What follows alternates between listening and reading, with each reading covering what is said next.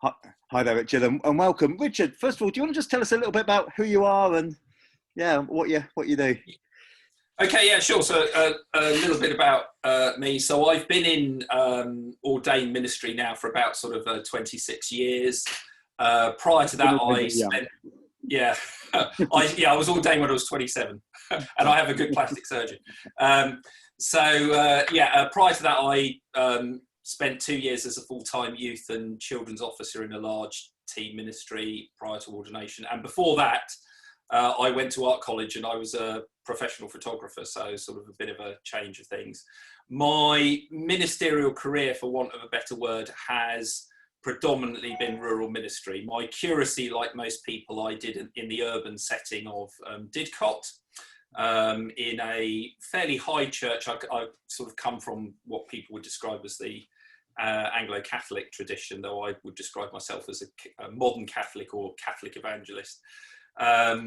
So that's sort of my background. But then after curacy, I thought about going into the armed forces as a chaplain, but my beloved wasn't very happy about that idea of me being away for so long.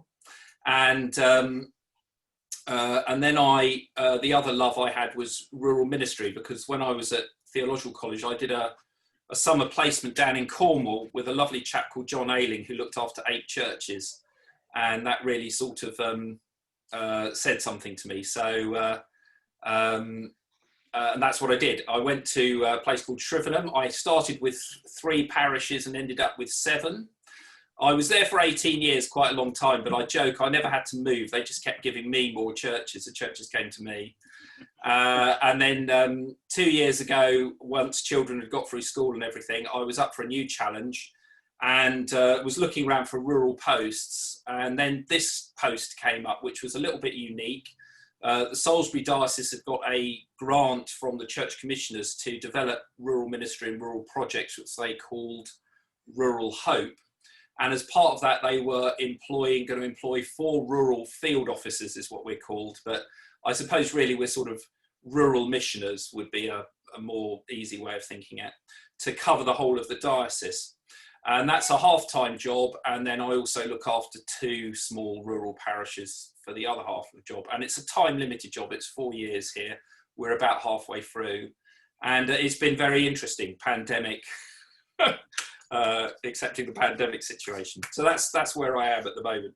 It could be a really interesting series of vlogs we could do about how to do mission and ministry and life in a pandemic, but that's probably another another blog somewhere. But another broadcast.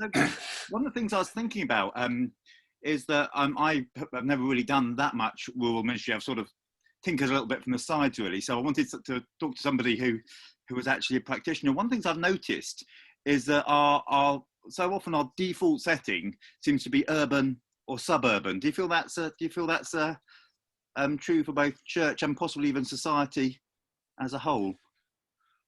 I certainly think that it is a challenge and a problem with, in a sense, leadership at a higher level. A lot of our senior church leaders and such like have come from an urban setting. As I say, I've experienced that myself. I think there's a lot to be learnt from that. But I think unless you've really sort of, I was going to say trod the boards or walked the mud in a rural setting, you don't quite understand the differences of it. However, that said, what is fascinating and something I've been looking at with some of my rural colleagues who do look after larger churches is that some of the models that you find of how you have to structure things in a larger church and in a rural setting are quite similar. So if you look after a big church where you've got sort of congregations of 400 plus and that sort of thing, it's impossible for the minister there to be, in a sense, the vicar or the minister to everybody. The minister then has to rely on finding their key leaders and disciples in their large churches who will, affect the ministry in that area. And that is true, or should be true, in rural churches. If you've got more than 5 or 6 churches, it's impossible for you to be the minister to everybody. So you need to develop a very similar thing where you are creating disciples who will sort of minister out. So there is some dovetailing between urban and rural, but I think the big difference is the fact that churchmanship can be all over the place. Whereas in an urban setting, you tend to know where a church is. It's either evangelical, it's either Anglo-Catholic, it's either middle of the road. But rural churches can be a bit of a mix, and often as there's not a ecumenical dimension sometimes in villages anymore because chapels and things have closed, you often find in your congregations you will have Anglicans, Baptists, Methodists, people from all sorts of different backgrounds. So there's differences like that.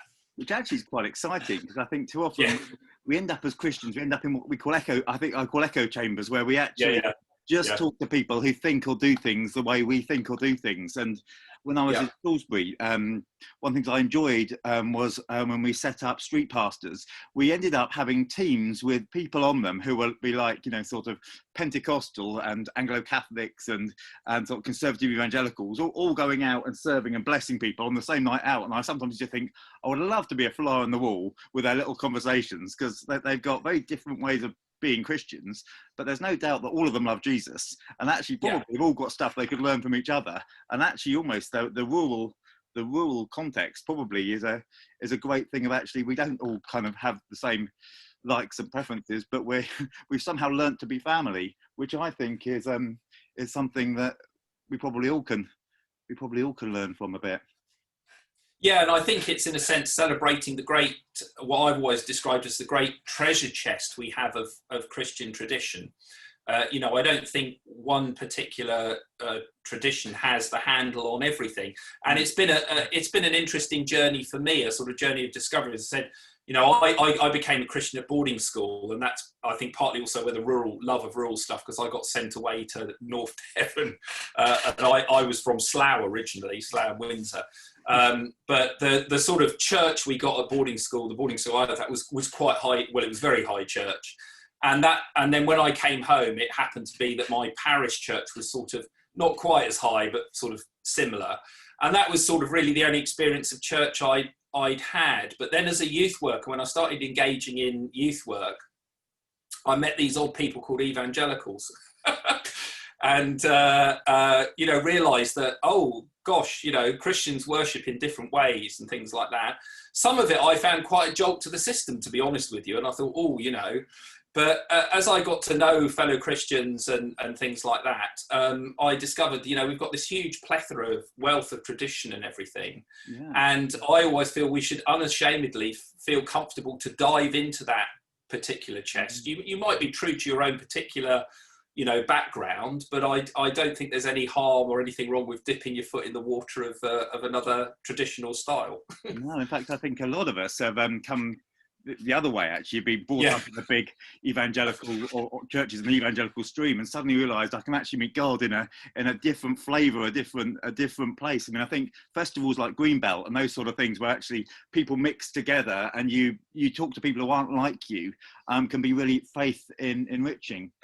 Interestingly, I was really interested in the thing you said about the idea of lay leadership and empowering people, and being at the heart of both some of the bigger urban churches, where they obviously need to work out how to pastor and mentor, encourage, bless, support one another better, and also being a bit of a backbone of rural ministry. And I was thinking, actually, that the idea of disciples who make disciples, about the body of Christ working as it ought to, actually, it's almost like the two, not opposite extremes, but the two very different places on the spectrum, but actually grasp something quite exciting about actually what it means to follow Jesus in a practical way. I think too often we've been mid-sized church, we've had this idea of the vicar does it all, and actually this almost is the rural church got something to teach us about dispersed and equipped ministry, where people are doing the God stuff in their own context, which I think is really exciting.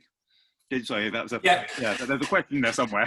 No, and I think it's really important, and I do think it's a problem. I mean, it's one of the things I've sort of experienced throughout all my ministry, but it's an interesting challenge in this diocese that that sort of old adage, father knows best or the vicar still does everything.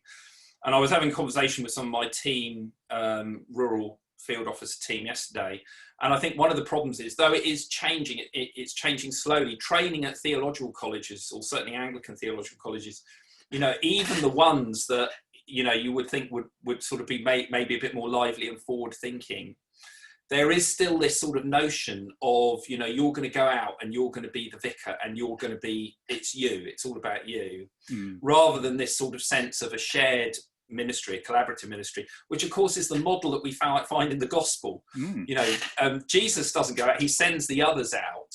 And I'm also a Franciscan tertiary, and of course that was what St. Francis based his thing on, the gather, you know, of people going out together in pairs, that shared ministry. And I think it is a problem. And what's interesting is if you read some of the stuff and the research that people have done, churches that are successful, regardless of whether they're in an urban or rural setting, tend to have ministers who are very good at enabling other people and encouraging other people, and also not afraid of failure.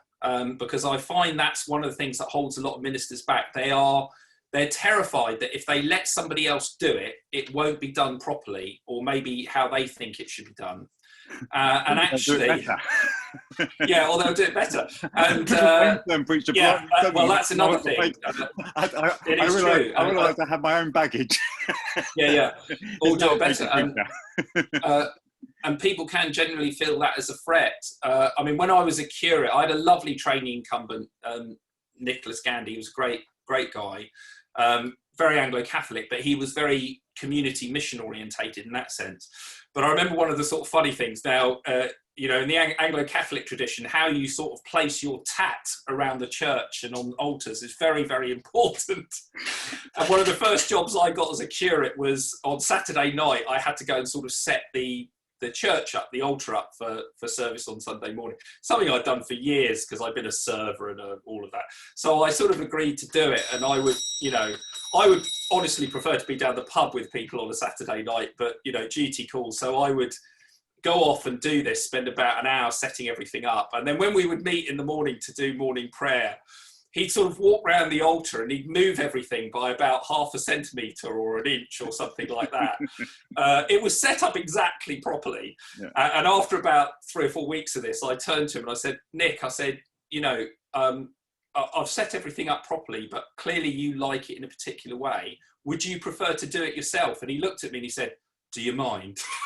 So I said, knock yourself out, mate. I'm going down the pub. But I think sometimes we need in those relationships that honesty to make it work. And actually, I think too often we have our expectations, somebody else's expectations, and we have all this. I think a lot of things don't happen just because there's a whole lot of elephants in the room. We don't say, "Oh, by the way, there's an elephant there." Yeah. And I think for clergy, for ministers, there is this concern that you know, if other people are enabled, they will then sort of question, you know, well, what is my role, or, you know, that sort of thing. But I think in a sense, the key is we just have to go back to the Gospels and look at what Jesus did with the disciples. His key role was simply to love and nurture and to encourage, and occasionally when necessary, chastise, you know, those key people. And that is a huge job in itself and can be very rewarding. I've always joked that one of my saving graces was very early on in my ministry career, even as a youth worker. I learned that I was pretty rubbish at everything. But the one thing I seemed to be quite good at was finding people and persuading them to do stuff. So I've always tried to surround myself with very capable people. And it seems to have paid off because people seem to think I'm really good at stuff, but I'm not. I've just got a good team of people that get stuff done. Well, it's actually realising that the kingdom of God is bigger than us, and I think that's something quite exciting, actually, as well. Just a couple of thoughts to come into land almost with this. I've got told off. I keep on saying "coming to land" as one of my phrases, so I need to find a new one. But just a couple of thoughts. If you were talking to a clergy person, first of all, or maybe even yourself when you first started out with rural ministry, what would be your three top tips, your three sort of advice you'd either give yourself or someone else thinking about exploring rural ministry? What would be your three key? Yeah, I think first and foremost would be, in a sense, the real importance to nurture and foster your own relationship with God. Because one of the challenges in rural ministry, in a sense, is that and we've sort of touched on this, you can often be leading worship or doing things in a particular traditional spiritual style that doesn't necessarily feed you. But your job is to feed the people. And the lovely vicar I worked with in Cornwall on my placement, he looked after 8 churches, and he actually said this to me on placement. He said, it's very important, Richard, that you find something that will nurture you spiritually in your own relationship with Christ, because you'll be looking after lots of different churches and different people, and you can't make it all the way you would like it. So that's the first thing, and that sort of led me to join the Franciscans and have other groups and things. So my own spiritual life is sort of maintained, which means that I then feel I can sort of branch out and give to others, maybe in ways that wouldn't be natural for me, if you see what I mean. So nurturing your own. Sorry. If possible, I'll quickly pause you just because somebody's just banging on the door. I'll be 30 seconds. Okay. Sorry. Sure. Sorry about that. I'll try and edit it up in a minute. Yeah.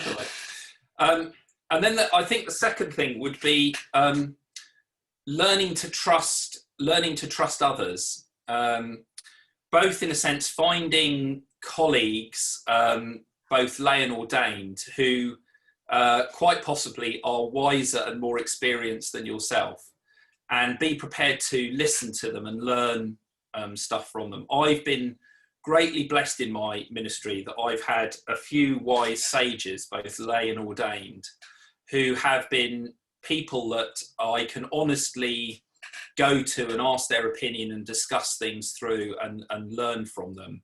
And they are gifts from God. And sometimes they come in surprising forms. I mean, one person I had was, Shrivenham was a military base as well, big military college. I won't say his name, but he was a very senior retired military personnel. And he fitted all the sort of stereotypes and cliches that you could possibly imagine. He thought he sort of had a reserved seat in the church. And because I think in his career, he was used to turning up to things about a minute before they started. And he, of course, had some sort of junior bod reserve a seat for him and things like that. He sort of still thought that applied in the church. But when we started family services and things and new people coming in, he kept finding that his seat was taken. And he chastised the wardens about this several times. Then he decided to have a go at me. And I sort of was quite blunt with him. Working with military, you have to be sometimes. And I said, well, can I show you something? And I took him to my seat in the church. And I said to him, look, I don't mean to be funny, but you see this seat here? That's the only seat in this church that's reserved. And that was given to me by the bishop and the archdeacon. The rest of them, it's, come, first serve, get here early. Now, that could have backfired massively, but it didn't. He just looked at me and he realised I'd sort of jumped rank on him. And he said, right, yeah, fair enough, I get it. But after that, we became the best of friends. And he was one of those people I could ring up and say, his name was Gerald. And I would say, Gerald, can I come and have a chat? And I would sit down and he wouldn't flatter you, give you a very honest opinion about things and could be very encouraging. But I've always seen that relationship was a bit of a gift from God. He was an unlikely person, but it worked. So I think we need to learn to trust others and colleagues and understand that it's not, as you said earlier, it's not all about us. It's about this shared discipleship, and to accept that there are probably a lot of other people that can do stuff better than you. So let them do it. And then I think the final thing would be prepared to step out of your comfort zone. Because I think one of the dangers in church is that we get too comfortable. And this happens both, I think, in urban and rural ministry, is that you sort of set things up in a particular way. Worship is of a particular style. You get this with congregations. It's all comfy and cozy and nothing ever changes, And I think we've got to be prepared to be put out of our comfort zone. And again, the image for that is Jesus encouraging Peter to step out of the boat. I think that's a powerful image for all of us in ministry. Peter, as a fisherman, generations of fishermen before him, probably his father, his grandfather, they would have all told him, you don't get out of the boat unless it's absolutely sinking. It's the most secure thing there. All sailors and fishermen know that. And here comes Jesus walking across the water and tells Peter to do something that is so contrary to what he has learned and been brought up with all his life, that he really struggles. But he does do it in the end. And, well, what does he do? He makes a couple of steps and then he sinks.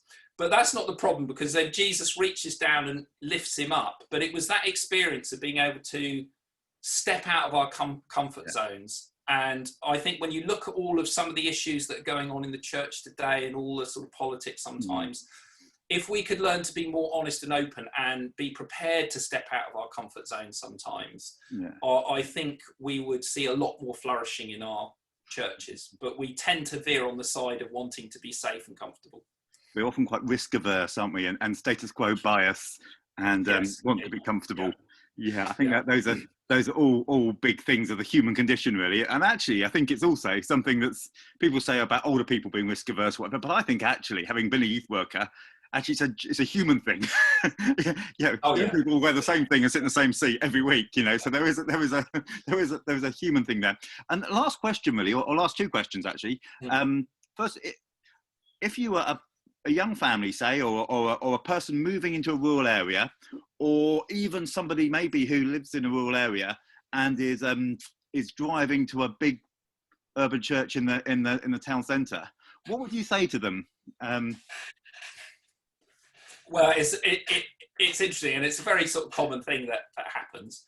And I think partly in rural ministry, we need to sort of accept that, if you've got a young family with younger children and you live in a very small village and that church is, only able to put forward a prayer book, communion or evensong or something like that, that is going to be very difficult for the family to engage with that. And yes, maybe they do need to go elsewhere. But I think that's the thing about collaboration and cooperation. And this is something that I've been interested in how you can almost form twinnings between some of the larger urban churches and some of the large, smaller rural churches to sometimes, help share that manpower and do things. So I'll share two stories with you where that was an issue that we had and how it actually can be turned to a positive.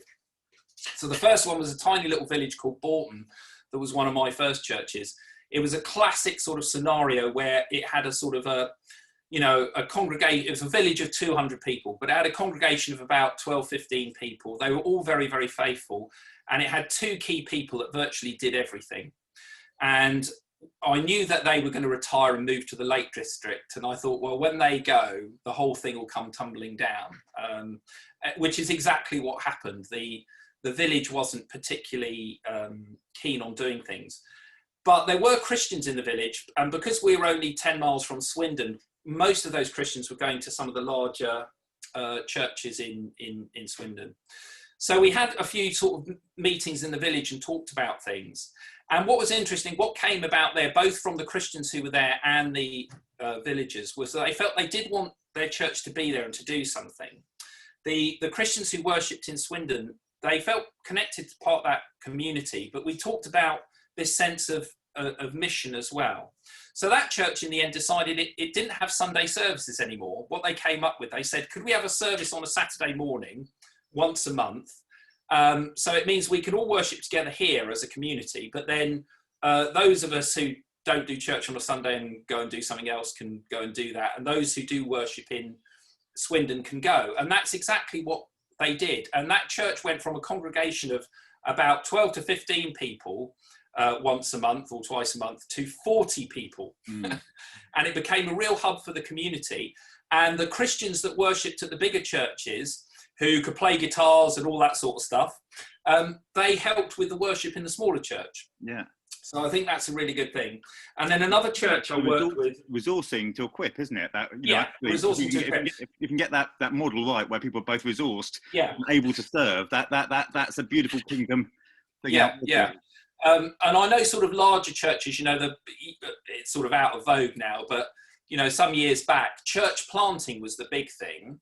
And, that did do some good things, but it also had a negative side sometimes, that it could sort of have a detrimental effect to the local churches in the area. I'm more of a fan of what I call church re-alivening, which is, form a relationship with if you are nearer a town, form a relationship with a bigger church and say, how can we work together to re-aliven God's work here in the rural area. So another church I worked with, which was a very odd, this was a very odd marriage, because this particular church was very high church. It was Anglo-Catholic. It was bells and smells. But we had an interesting couple there who were married. She had worked for Alpha for many years on the Alpha team and was an Anglican, evangelical Anglican. And her husband was a Roman Catholic, but sort of evangelical Roman Catholic. And they got me involved with Alpha and such like. But we decided we wanted to set up a sort of a Friday evening, early evening service that was going to be slightly, far more informal with music, have maybe a little bit of a charismatic touch to it as well. So it's very different from the worship this church did. But we had no expertise really to do this. So we got in touch with actually a free church, a filling station church that was based not too far from us. And one of the couple knew the minister there, or one of the ministers, quite well. And we had a whole conversation with them about whether they would be happy to come and help get this going. And we worked this all out, and they were brilliant, because they brought all the kit, and they brought their people and some of their congregation with us. So the very first service we had, there wasn't just 3 people and a dog. There were quite a lot of people there. It was sort of a bit of rent a Christian, and they came along. But it meant when the locals came in, they actually saw something that was a bit of a buzz. And the filler station church, they then taught and trained some of the locals who wanted to get involved how to sort of, do the kit and stuff, and they lent us some of the equipment and things. And what they did very graciously was then, over a sort of 6-7 month period, they started telling members of their congregation who were coming to stop coming, to slowly diminish. Yeah. So that in the end, what you had was really more or less an indigenous group there of locals. And we were immensely grateful for what they did. And I thought that was just a beautiful example of churches working together and the sharing of different traditions that can really enliven things. Brilliant. That's a fantastic picture of church as body and as family resourcing one another. I'm going to nick the church re-alivening thing, because I think that's really, really profound. Thank you so much, Richard, for that. Pleasure, Andy. Could you, and last little point, really. I guess the thing is just, if you had one in a tweet, what would you say about, sort of, you could sum up rural ministry, sum up your view on doing the Jesus stuff, if you could work it out in as a tweet. As a tweet. It would basically be this, which is, we are all on a pilgrimage with our Lord. Be prepared to continue walking forward. Know that he carries you and guides you through the narrow way, and celebrate with joy and sing when you're in the open way. We're in a narrow way at the moment of our pilgrimage, but the Lord is with us, and the way will open up again soon. So brilliant. Fantastic. Thank you so much. That's been brilliant. Sorry you had a couple of bangs on the door, but I'll see if I can edit it together to make it look smooth. Well, you'll look smooth. I'll try and make me look smooth. Thank you so much. You've been a star, and there's some great thoughts in there as well. That'll be brilliant, and actually really applicable for people who are in all sorts of ministry. Actually, there's lots of overlap there as well. So that's really exciting. Thank you so much. Take care, Andy. Yeah, take care. Thank you.